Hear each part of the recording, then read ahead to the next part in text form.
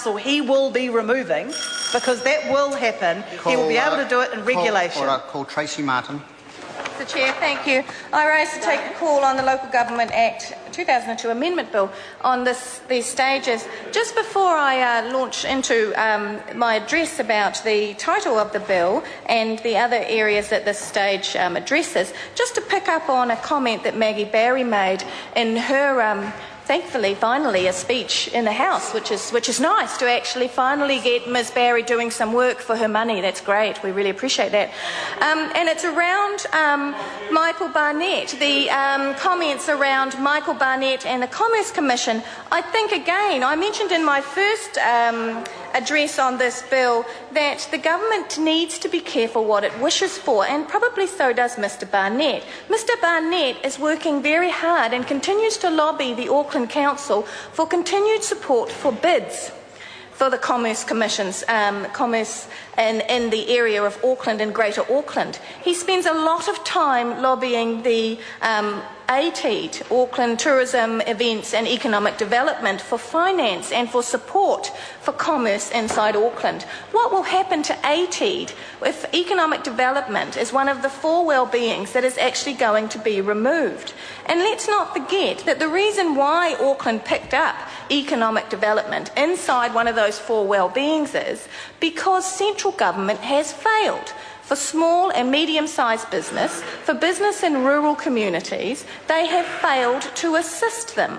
And the businesses in my communities that want to grow into the export businesses that this government says that it wants to lift New Zealand out of the doldrums of unemployment and grow the pie cannot get any traction with government. So they go to local government and seek that support.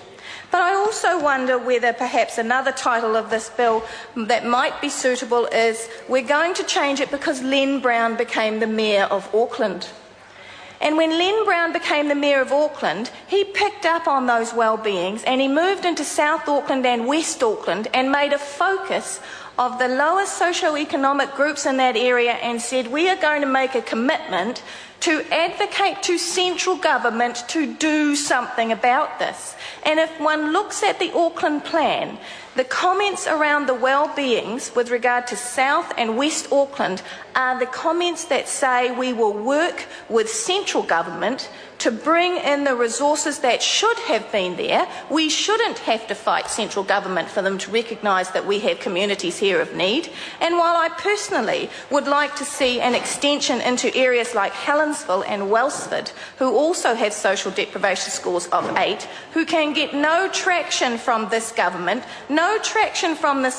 who continues to hire and give contracts to people based in the city who know nothing about those communities, we will have to do it through the lobbying through local government. So perhaps this is actually about Len Brown. Perhaps this is because John Banks didn't get the mayoralty and didn't take Auckland in the direction that this government would want. So this is really about trying to curtail the Mayor of Auckland because it didn't go the way they wanted it to. And I would suggest that one of the other things that they have done and are continuing to do, and it should set off alarm bells for other areas that they are suggesting amalgamations for through this bill, is that the central government came in, and if you have a look at the economic development plan for Auckland, it has central government written all over it. It has 2 main legs. The first one is to import 1 million more people into Auckland, and the second one is to leverage off them to sell back to their communities of origin. That is the single plan that this government has, I believe, to save New Zealand, and it comes out of Auckland. And to do that, they require the control of Auckland, and to do that, they're going to duplicate it through up and down the country so that they can have more control. I would also suggest that rural communities should be contacting their National Party MPs before this bill comes to third reading. One of the other side effects of amalgamations like this is that local employment drops like a rock.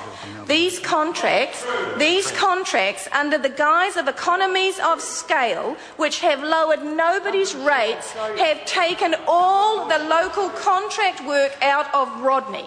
We have people driving from the south of Auckland right all the way up to Welsford to do a job because a single company got the whole of the contractual relationship.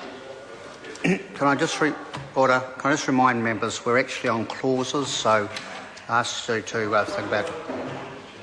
The Honourable Trevor Mallard.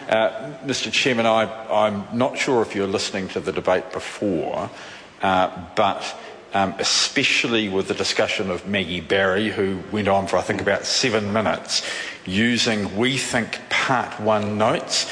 My submission to you, Sir, was that by the House accepting that, the debate was broadened and having people reply. I think the member, look, it has been pretty wide, and I was chairing before dinner, and I certainly allowed a very wide debate, but I didn't pull anyone up, I'm just reminding member, we actually are talking about clauses and would like to come back and actually mention the clause, our clauses 1, 2 and 3. Raymond Ho.